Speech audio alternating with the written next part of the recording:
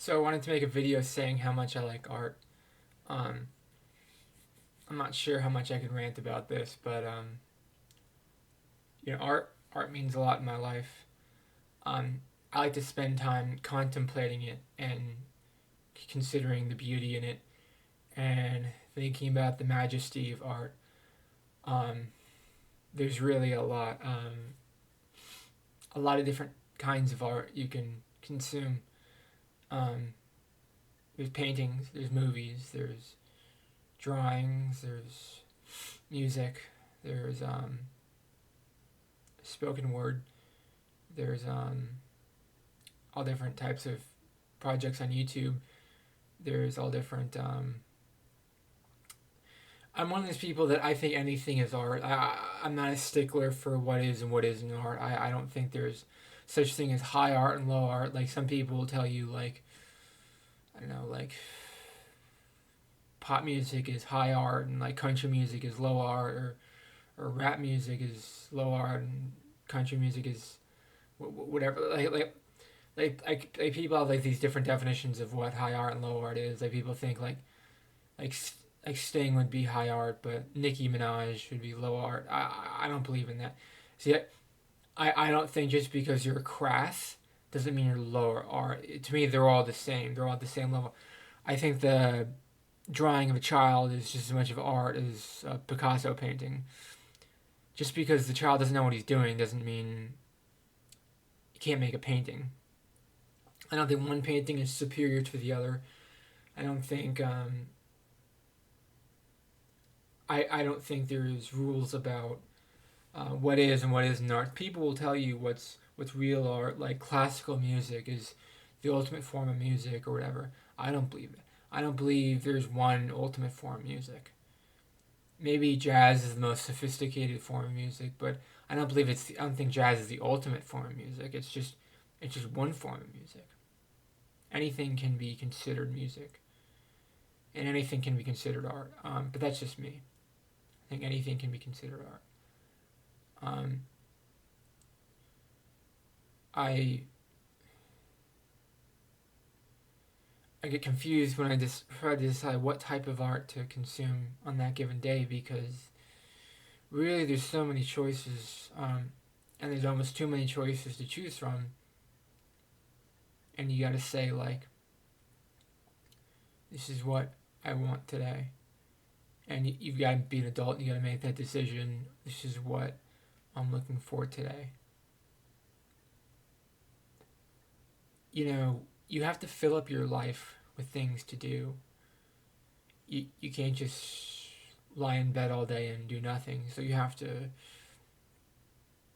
like, I'm watching a lot of music videos from the 80s the past 2 days. So like the video Boy Meets Girl Waiting for a Star to Fall. I'm watching that. I've been watching that video a lot. I've been watching the video for When in Rome, The Promise. I'm watching a lot of 80s music videos. They did a really good job with music videos. And well, I'm a big fan of 80s music in general, but I think they did really good music videos back then. I mean, music videos were higher budget back then, but there's also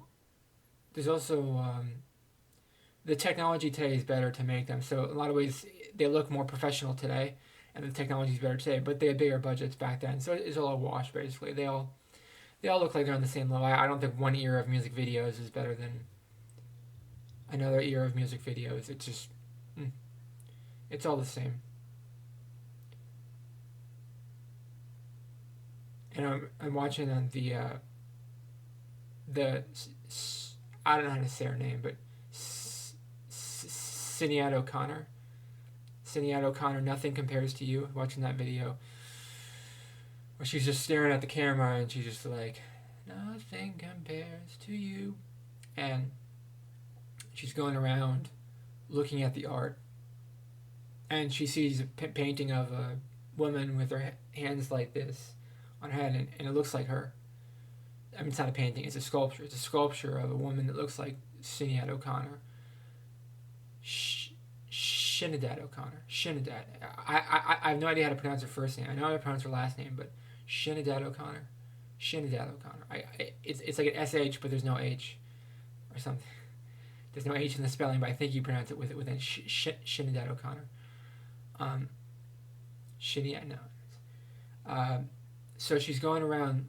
First of all, 90% of the videos is her to the camera, just expressing how she feels on her face, and then she's also going around this look like this garden of in some courtyard of this estate, and she's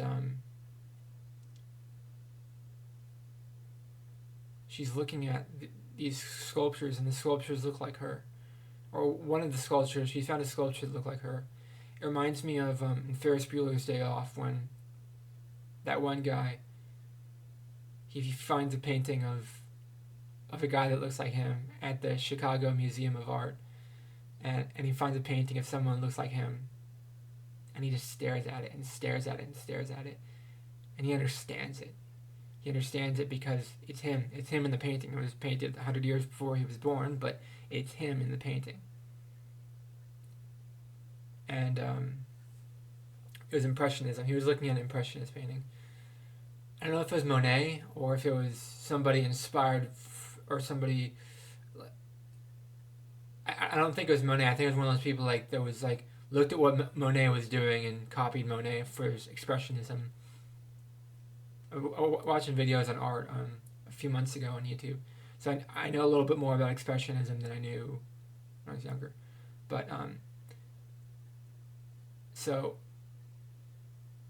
the guy in Ferris Bueller's Day Off, he's looking at the painting on the wall, and the camera shows him, and it shows the painting, shows him, shows the painting, and it shows he really identified with the painting, and it really moved him. It really moved how he felt.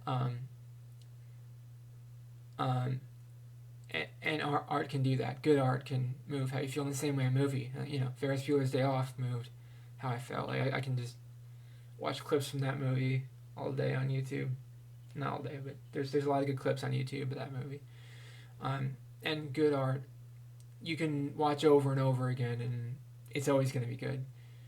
Or you can watch it multiple times. Like a good movie, you can watch multiple times. I've watched the movie Ghost multiple times. Patrick Swayze, Demi Moore. Watched that movie multiple times. I've watched What Dreams May Come with Robin Williams multiple times. I think that's my dad's favorite movie, What Dreams May Come. Or it's one of his favorite movies. So, because I think it came out the year my parents got a divorce. And in What Dreams May Come, the couple, one of them dies and goes to heaven, and the other one dies and goes to hell. And the one that goes to heaven has to go and find the one in hell and has to bring them out of hell and to get them into heaven. But it's a lot of work getting them out of hell. And their marriage was on the rocks. So the marriage was having troubles because it was just a difficult marriage. But he got her out of hell. And they kind of rescued each other out of misery, and that's what a successful marriage, I think, is supposed to be. It's supposed to rescue the other person out of misery. Not that I know anything about marriage, but that movie, I thought, What Dreams May Come, I thought that was a very artsy movie. I thought it was very artsy. My sister used to, when I used to call a movie artsy, my sister used to say, Tyler, you don't know what that word is. You can't use that word artsy if you don't know what it is. Because my sister was a big art aficionado. I didn't know that much about art growing up, but my sister painted and was really good at painting and was really good at creating real art. And she used to, I used to call a movie artsy, and she's like, Tyler, that movie's not artsy. That movie's basic, boring, and dull. It's not artsy. I was like, no, but it's the way the camera worked and I called the movie The New World artsy with Colin Farrell. It starred Colin Farrell and it starred Christian Bale in 2005. I called it artsy, and she's like, Tyler, that movie's not artsy. Because for whatever reason she thought it was just a dumb historical epic about John Smith and Pocahontas or whatever. But I thought it was very beautifully shot, and the camera work and the way it showed the people falling in love, and the way it showed them the Europeans communicating with the Native Americans. I thought it was artsy the way they interacted. You know, maybe I was missing something, or maybe she didn't even watch it. She just told me that movie's not artsy. She just told me like straight up that movie's not artsy. Okay, fine, it's not artsy, but I liked it. Anyway, so maybe I don't know what the word artsy means, and maybe I have a slim understanding of what good art is. Maybe I have a poor view of art. Maybe I have a bad opinion. Like I have a bad taste in art. Maybe that's my issue. I have a bad taste in art. But anyways, I still like art even if I have a bad taste in it, because bad art is better than no art.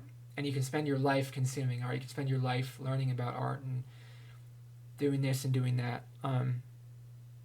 You can never learn too much about art. You can always find more and more about it. And you can always see something that you can make a connection to and believe that is everything. Believe that is truly everything. Like that could be your world. Some piece of art could be your world. And it could change you. It could change you to your core. Anyways, that's why I like art, because art can change me to my core. Let me know in the comments below. Do you like art? What do you think about art? Tell me in the comments below. What's your favorite type of art? There's like a billion different types of mediums. What's your favorite type of medium? Do you like sculpture? Do you like charcoal drawings? Do you like paint by number? Let me know in the comments below. Please subscribe to this channel to be part of the community. And please like this video. It really helps out the channel a lot. Thank you for watching. Have a great day. Bye.